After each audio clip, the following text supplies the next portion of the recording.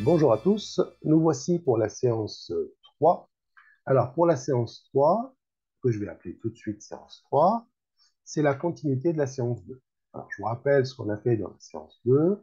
On a tracé un carré de côté 100 pas avec la méthode classique. Donc il avance de 100 pas, il tourne vers le bas, donc dans le sens des aiguilles d'une montre, il tourne de 90 parce que j'ai un angle droit ici, donc il avance de 100 pas, il tourne encore de 90, il avance de 100 pas, il tourne encore de 90, et il avance de 100 pas, et il tourne encore de 90 pour revenir à la position initiale et retrouver la direction initiale qu'on a appelée s'orienter de 90, c'est-à-dire regarder vers la droite, bien entendu.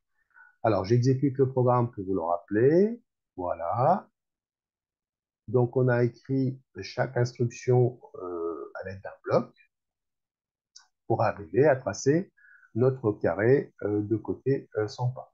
Bon, ici, j'ai choisi cet arrière-plan comme l'axe, enfin le repère dans un repère orthonormé. Ça va nous préparer pour la prochaine séance, pas pour celle-là. Alors maintenant, comment faire pour tracer ce carré avec le moins de blocs possible? Regardez, si on regarde bien ce qu'on a fait, donc ici, j'ai avancé de 100 pas, attendre une seconde, etc. On voit bien qu'il y a certains blocs qui se répètent à chaque fois. Certaines instructions vont se répéter, certaines séquences, voilà, on va trouver une séquence qui va se répéter un certain nombre de fois. Alors, regardez, donc j'avance, alors j'attends une seconde, je tourne de 90 et j'attends une seconde. Donc ça, cette séquence-là, je vais la trouver ici, je vais la trouver encore ici, voilà, et je vais les détacher pour mieux les voir. Alors, je vais détacher comme ceci, euh,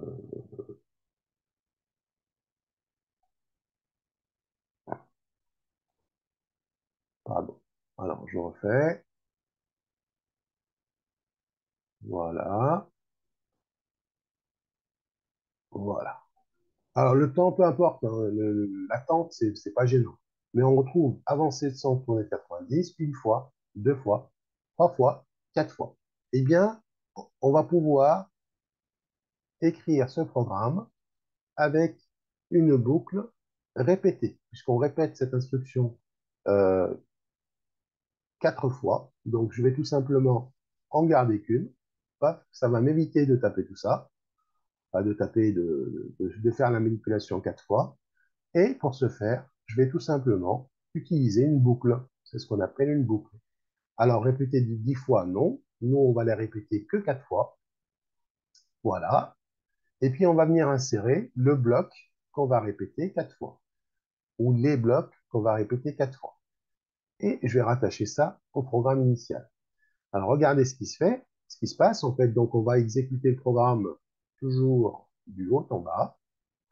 Donc, on va s'orienter de 90 et on va effacer tout, voilà, et on va attendre. Donc là, c'est le bout du programme que j'ai créé, que je vous ai dit à chaque fois qu'on va avoir le même quand il s'agit d'un programme de construction. Ensuite, je vais attacher le reste, donc j'ai répété 4 fois.